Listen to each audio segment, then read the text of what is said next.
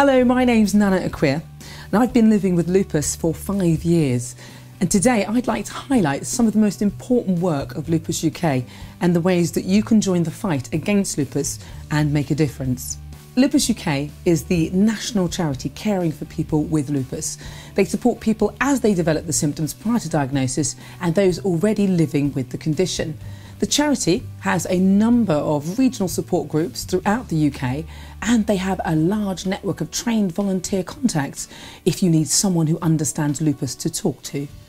Lupus UK contributes funding towards medical research and provides grants for a growing number of specialist lupus nurses in hospitals across the country. But what exactly is lupus? Systemic lupus erythematosus is an illness of the immune system which may affect any part of the body.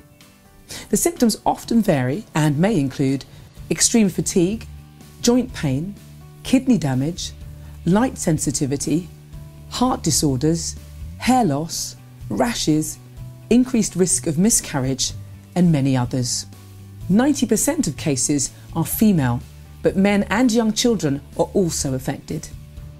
Dr John Ioannou, consultant rheumatologist and researcher at University College London, has spared some of his valuable time to tell us how far treatment has come and what hopes there are for the future.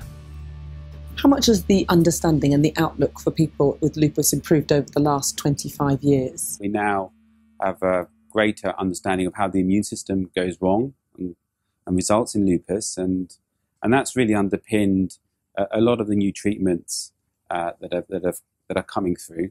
So what have been the developments in the treatments over the past 25 years?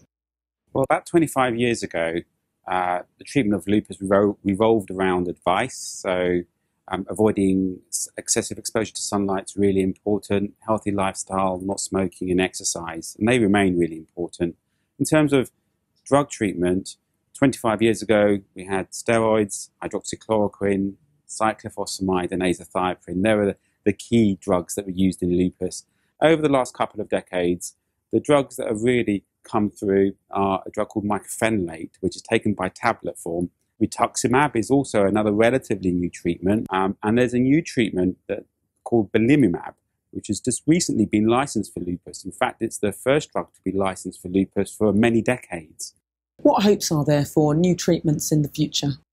Well, there are brand new drugs that are in the pipeline that are being developed.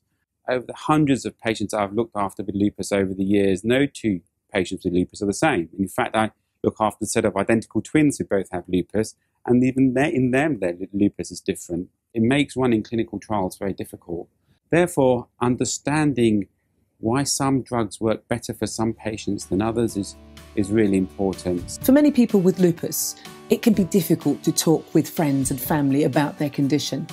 It's often the case that lupus may present with no visible symptoms, and the person living with it can look very healthy.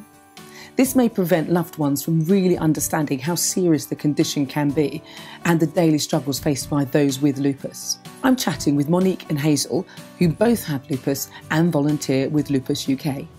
So what activities have you taken part in as a member of your local group? Well, I'm the regional coordinator for the Hearts and Beds group, so I organise meetings every quarter, 2 meetings, very informal.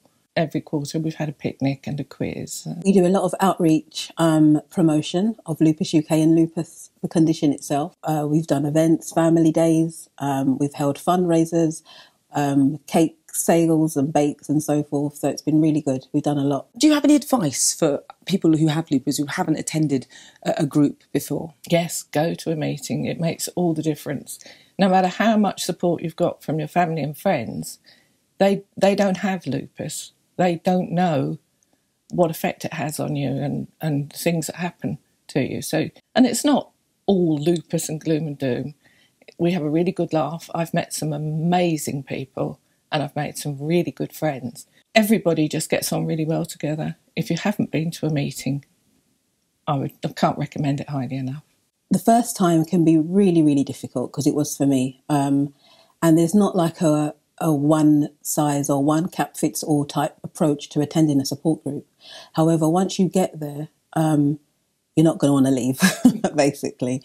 I've had a lady that comes to our support group say when she got into her car after first visiting us, she just broke down in tears. She was so overwhelmed and relieved at having been to the group, where everybody just understood where she was coming from. And for the first time in her lupus journey, as it were, she felt, like she could see a light at the end of the tunnel. It's not going to be the same for everybody, but the support that a group offers it's irreplaceable. There are lots of ways that you can get involved with Lupus UK. Follow Lupus UK on Facebook and Twitter to stay up to date with events and share our posts to raise awareness. Order some free leaflets and posters from Lupus UK to display in your local hospital and community. Take part in one of the many fundraising events that we support, or get in touch with ideas of your own and we'll help you make it a success. Become a member of Lupus UK to receive our magazine and updates about meetings in your area. Join us in the fight against lupus at www.lupusuk.org.uk.